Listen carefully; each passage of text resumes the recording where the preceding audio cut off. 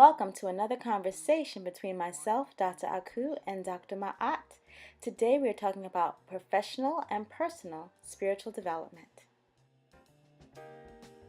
Greetings, Dr. Akhu. Greetings, Dr. Maat. Let's talk about our personal and professional spiritual development. Great. How did you learn about spirit and come to identify as a mystic? Oh, good question. I think I learned about spirits somewhat in childhood. My family was Baptist. My mother wasn't very religious and didn't really go to church, but my grandmother was very connected to her church. And so occasionally I went with her. But no, as I'm saying that, I'm realizing I didn't really learn about spirit so much in the church. I guess I was introduced to religion. And so there was some concept of religion and some concept that there is more than just us that I was introduced to as a young child. But my real spiritual development came out of a crisis. My first marriage was one of domestic violence. And when we broke up, there was a lot of stress, a long child custody battle. Things actually got a lot worse at the time of our breakup. And I was so stressed that I had to find some way to deal with it for myself and for my daughter. And I think that's what really drew me to spirituality. And that's where I found strength. And that's where I really started studying and gaining a better understanding of what spirit is and my personal connection to spirit, and relying on that connection to provide peace in the midst of a very stressful, chaotic time in my life.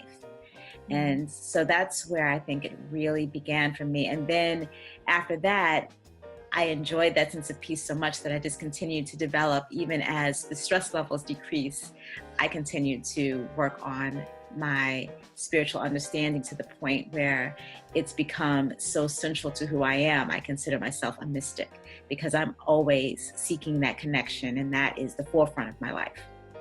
How about for you? Great answer.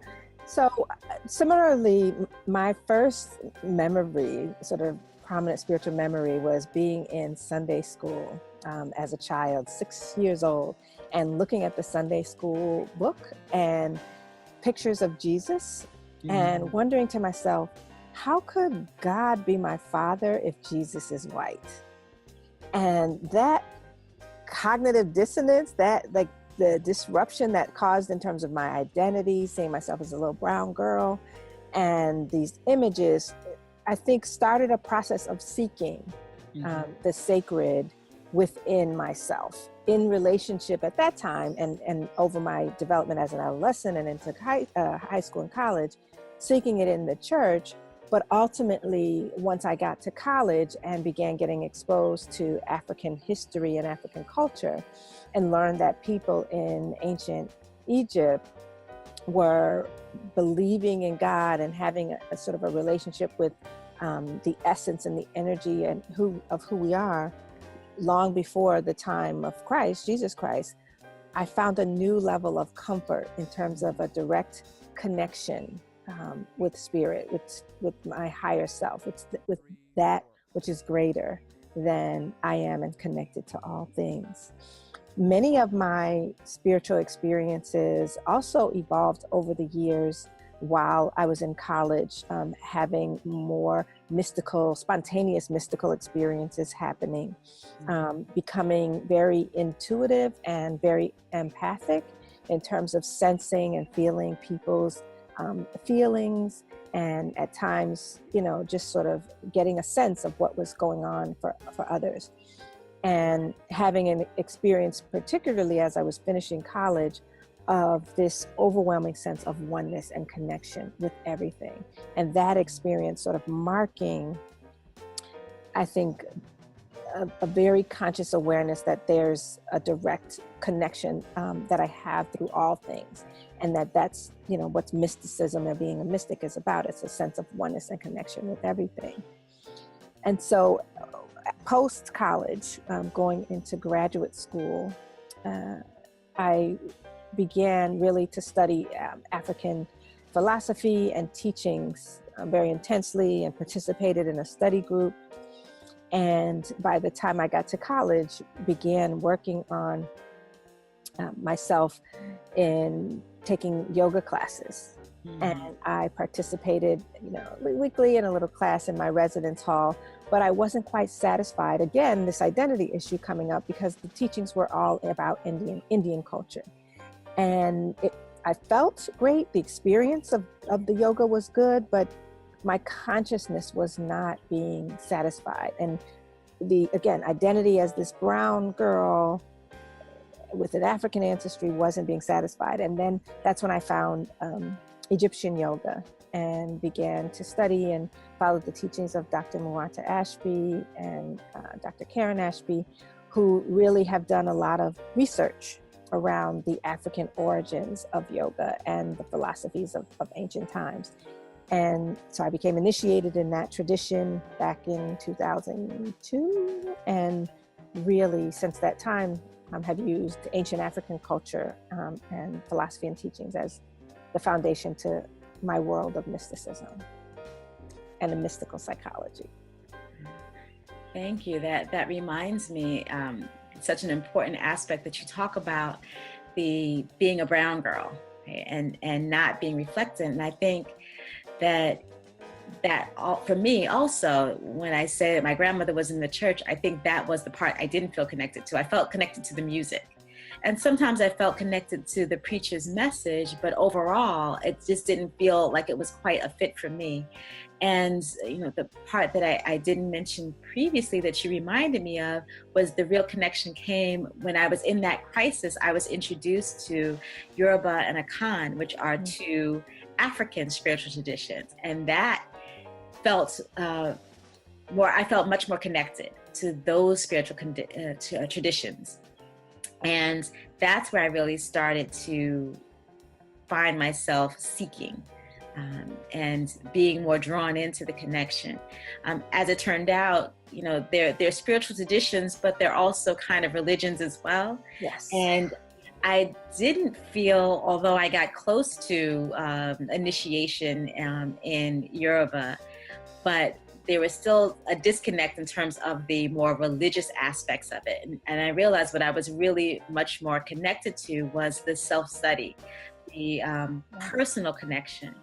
And so I just ended up spending a lot more time and attention in my personal studies, reading, meditating, discovering other ways of understanding and connecting to spirit personally, more than being particularly connected to any religion or group or system.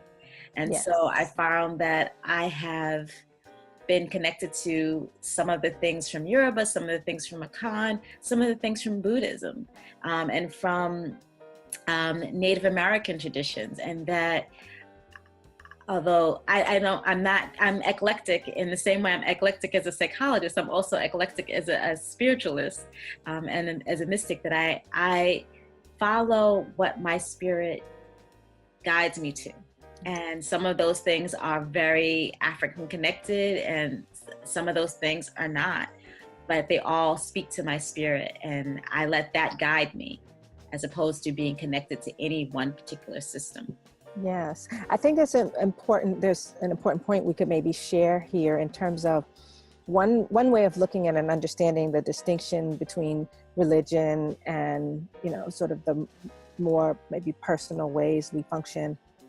Is every religion has what we would say 3 different levels. There's the mythical level, the ritual level, and the mystic level, right? And the mythical level is about the story. And every religion has its story, the story of Jesus, the story of Buddha, the story of Muhammad, the mythology behind it, the story of Ra. Each tradition has its story. And then each tradition has its ritual, its practices, praying 5 times a day, communion, confession. So those rituals are the practices, daily meditation, Those rituals are the practices that define one as participating in a particular religion or tradition.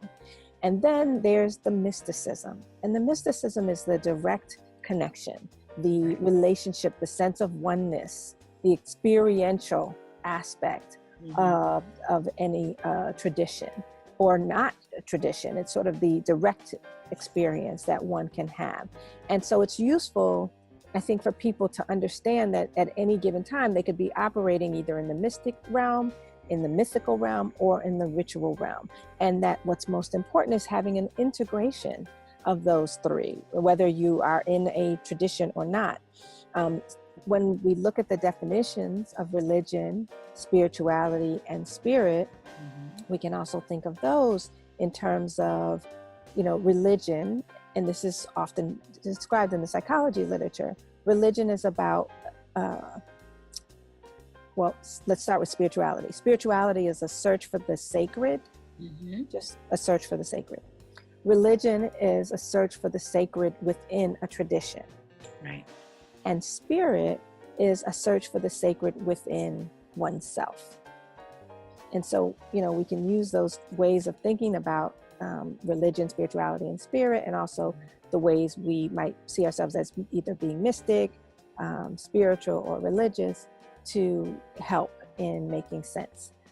So I think it might be good to end here, and maybe in another talk or conversation, we could talk about how we integrate being mystics as Black psychologists and get more into depth around the professional side as opposed to the personal side that we've talked about here. I totally agree. It's been fabulous exploring this and getting reconnected to how we have come to be in a place where we consider ourselves both mystics and mommies. With that, I say Hetep, which means supreme peace. Yeah. For more information about us and what we do, please visit drakhu.com, DRAKHU.com, and the Center for Spirit.com, Center, the number 4, Spirit.com.